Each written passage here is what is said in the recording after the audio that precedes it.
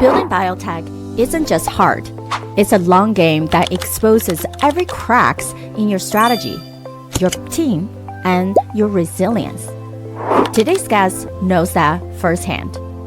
I'm joined by founder and CEO of Catherine Bioscience, Mehek Bapna, an NIH-funded clinical researcher, NYU Changemaker Fellow, and Women's Health founder, who started building a first-in-class hormone-free contraceptive company at just age 23.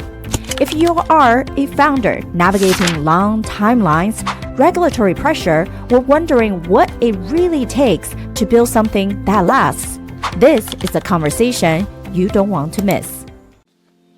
Healthcare entrepreneurs, are you ready to rewrite the rules for your business so you can have more time off, a great team, and more income while creating a positive social impact? Then you are in the right place. Welcome to The Provider's Edge. I'm your host, Sabrina Runbeck. I'm a provider, an international peak performance keynote speaker, and a best-selling author. Let's open the gateway to profitability for you today. My guests and I help healthcare entrepreneurs and startup founders like you break through barriers so you can control your business, control your life, and control your future.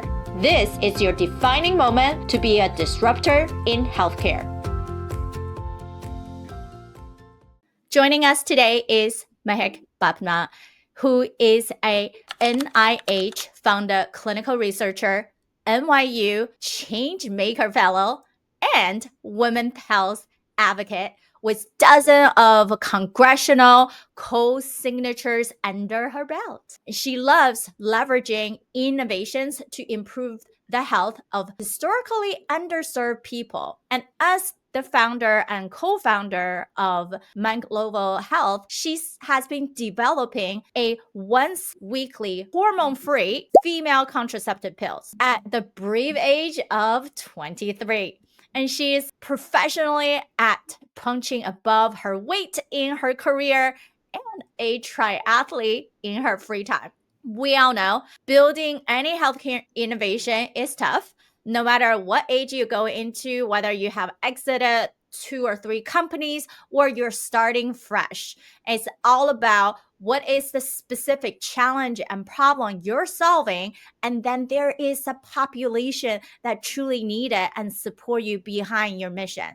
So excited for Mehek here with us. She is also our winner of our last Women in Health Tech Pitch Tank winner. So can't wait to hear more about her journey, her innovation. How did she choose of anything women's health going to a non-hormonal contraceptive pills that are truly pushing the boundaries of how we see what contraception is, and also in itself is political, and sometimes the people are shying away from even talking about it. So Mehek, share a little bit more background about yourself, recently graduated, all this brightness, exciting, ambitious movements behind you, especially you even have, your dad is also a professor. So tell us a little bit more about how did you end up to be what you're doing right now? Yeah, so you mentioned about my dad. Actually, both of my parents are business school professors. And from doing my own startup, their advice is definitely valuable, but I also see there's a large difference between theory and practice. But even before that, my grandfather actually was a pharmacologist studying many things, in pharmaceuticals as well as non-hormonal contraceptives. He was working on developing non-hormonal contraceptives way back when.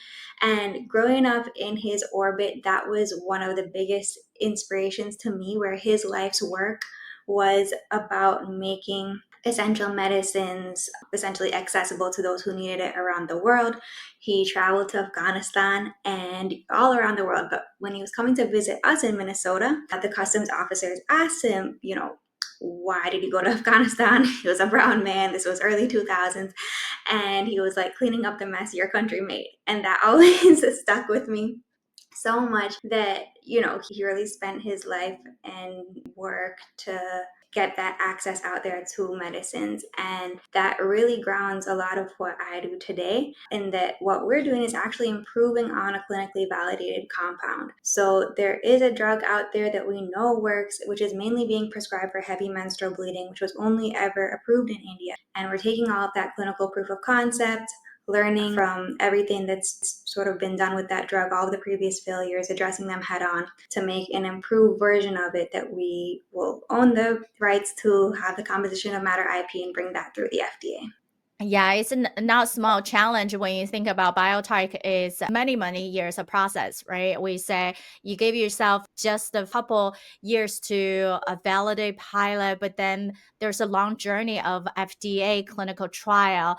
And when founders going into biotech, it definitely is not afraid to be in a long journey, right? This is if you develop something that's more digital health, we probably can flip that in 1 or 2 years versus something in biotech. There's a lot more regulations that you have to go through from a concept that is already proving in India and then improving on that and bringing it to US.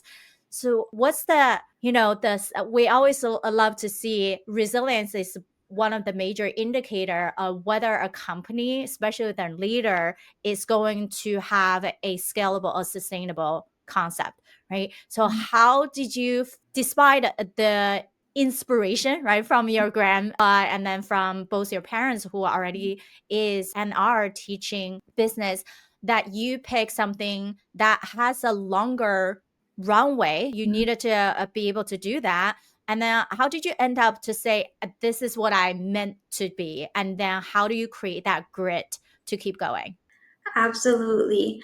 I mean, with the long pathway there is, I think that, the only way that you can really stay true to it and see it through is to anchor yourself in the potential impact. But at the same time, another tricky thing about biotech is that many people will see it as binary, like either the trials succeed or fail. And at that time, that's when you'll know. And there's not a whole lot of pivoting or reworking you can do at that point. I mean, I would beg to differ, there is always a pivot, but it is a lot more binary than some other things. So I think it really has to do with a little bit of fortune telling and anchoring in the potential impact. So with contraception, it's essentially the most prevalent pharmaceutical need, right? Half the population needs it for 3 decades of our lives. There's no chronic disease that matches up to that. And yet we have so much dissatisfaction, so much side effects, inconveniences, and stagnation in the innovation. And just, when we talk about our solution, when we're just in regular everyday conversations, so often people are just jumping up and down at the possibility of having a pill that they only have to take once a week that works without hormones. And when we, reconcile that with understanding how other contraceptive pills have done in the market and where we think we could land up potentially impacting millions, just sort of holding those two things at the same time. One is that the urgent need that we see right now every day in people we talk to, and then using that imagination to scale if we can make everything go through with the trials and the IP and all of those pieces that need to fit together, the sheer magnitude of impact, which as a molecule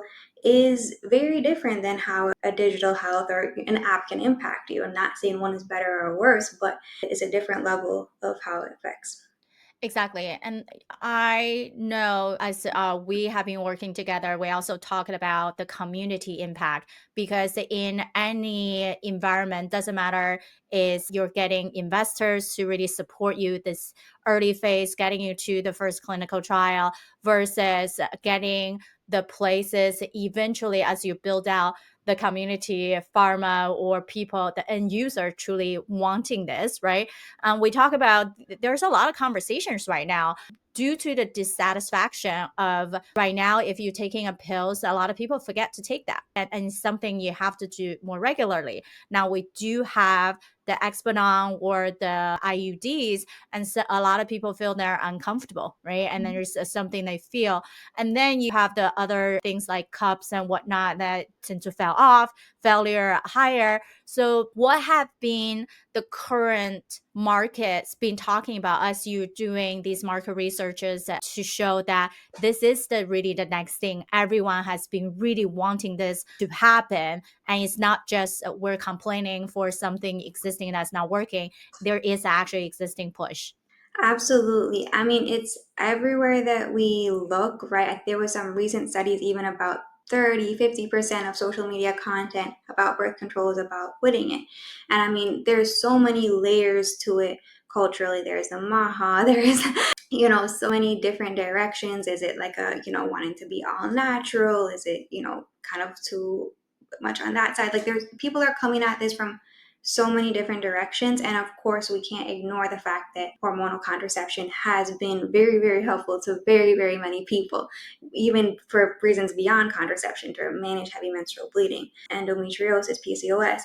But at the same time, when we look at the innovations and the push to even actually like Google searches for non-hormonal birth control have just skyrocketed in the last 20 years.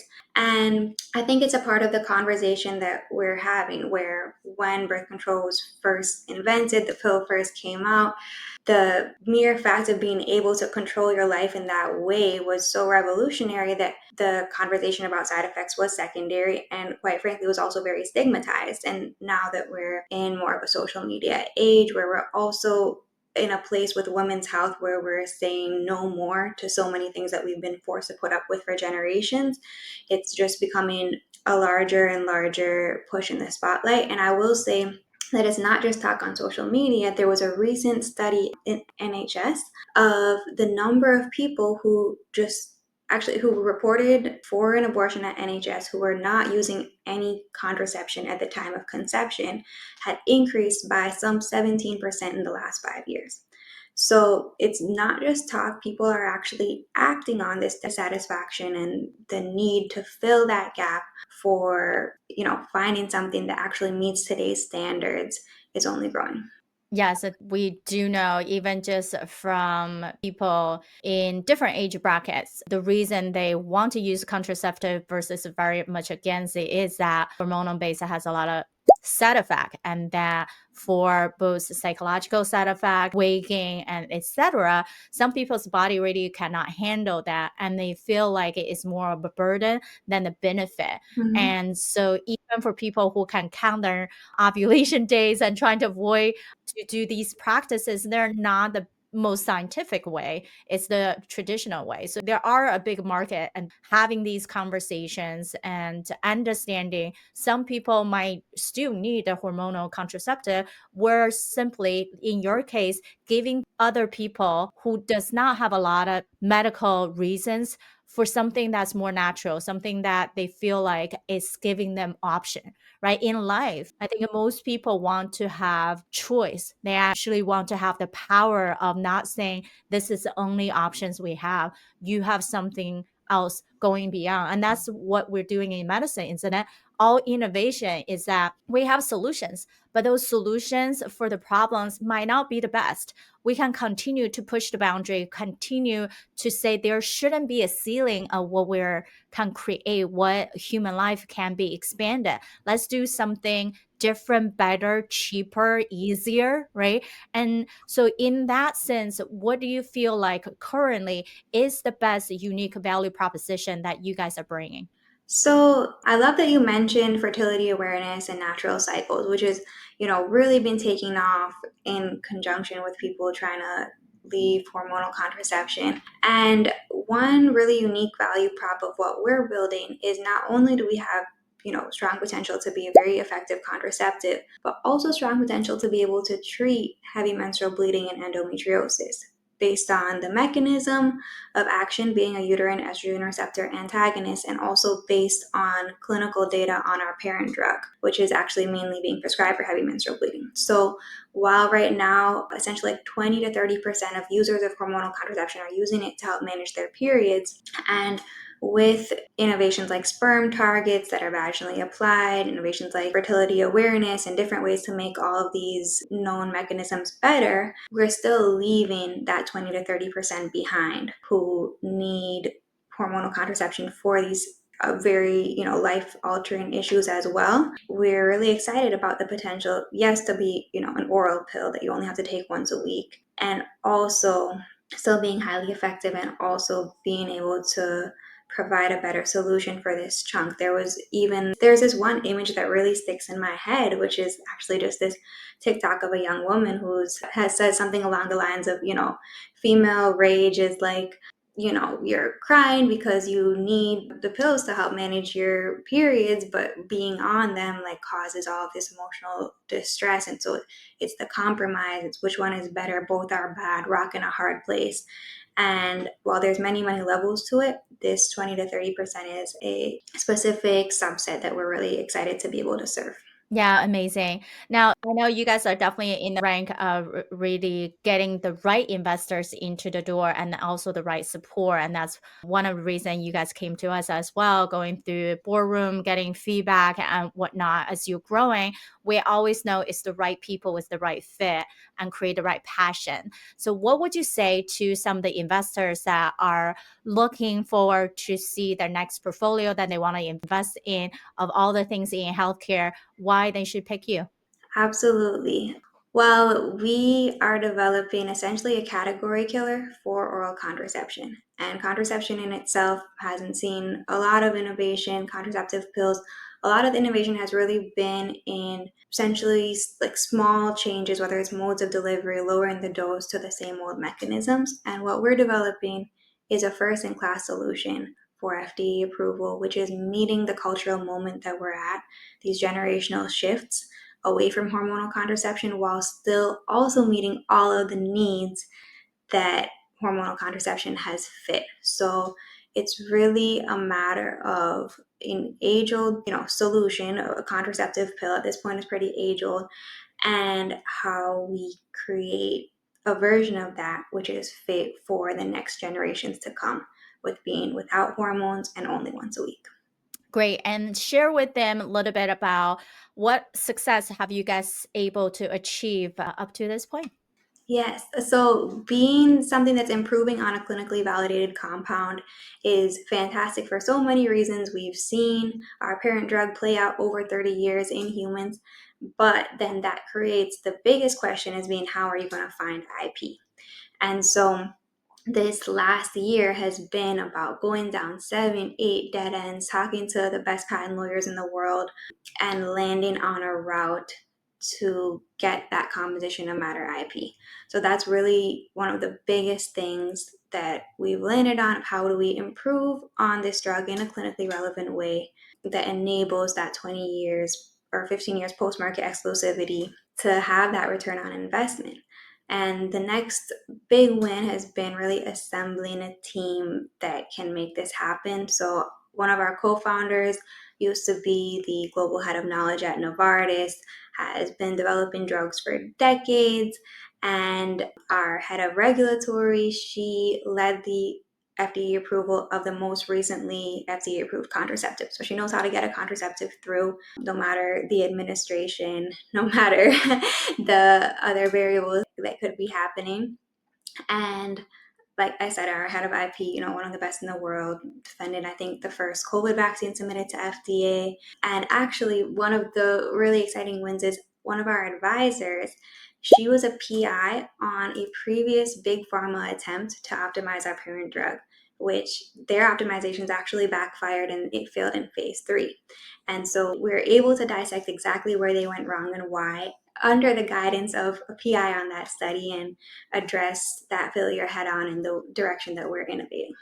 Yeah, there's so many exciting things, right? You have the right resources and the people who already been there to help you to optimize this new path, this new journey.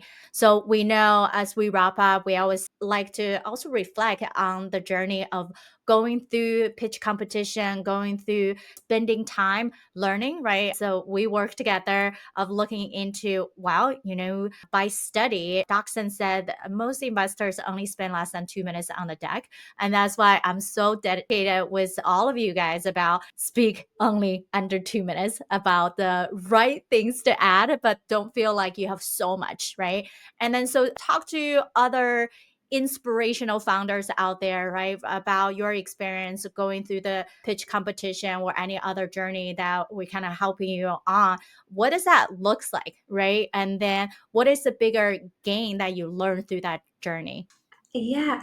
So I will say the pitch competition was a really full circle moment for me because earlier this year I was at the Bio New Jersey pitch competition, which I did not win. And it was like 20 pitches back to back, like 2 minutes each.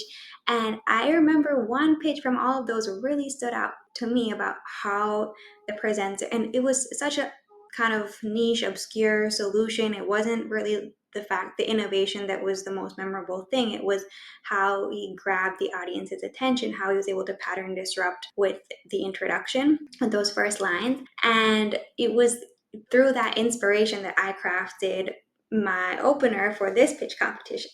So I think sometimes you have to lose in order to win. You have to be in the arena and absorb everything that's going on around you to be able to refine and get to the point of winning.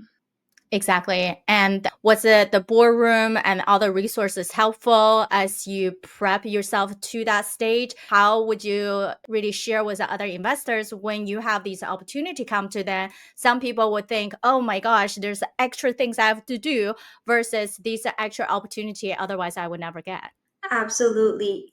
Every application that we send, the more arduous, the more detailed the questions, the better it is for us because it helps us clarify our thinking. It helps us be better in conversation. And so I think that there's no effort that's sort of unworthy of our time and attention as long as we're prioritizing appropriately to be able to check into our foundations, build on them, refine, and continue to grow. That's so well said because just like us, whether we are the fund management looking at multiple opportunity portfolio that we want to invest in or our partners want to invest in, the entire process, guess what? Everyone who's listening who are founders, it's a testing process. It's us way, like Mahek is saying, how well you can prioritize and manage your time to actually follow instruction, read things, and complete it without having to so much back and forth being quote unquote confused.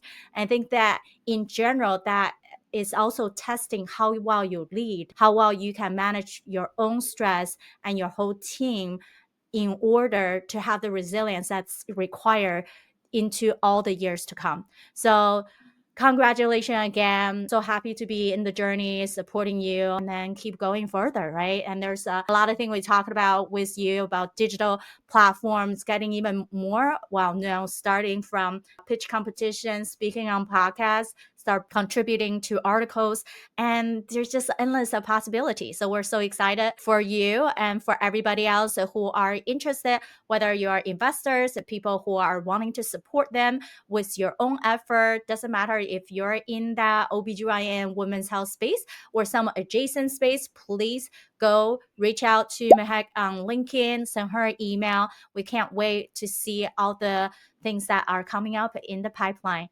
Until next time, bye guys. Thank you for listening. Remember, the positive change we're seeking starts right here with me and you. If you are a fan of the show or if you are just having struggles or success that you're either experienced in the past or are experiencing now in the healthcare industry, these matter to all of us. I want to hear from you. Visit sabrinarunbeck.com/connect and send me a direct message. Talk soon.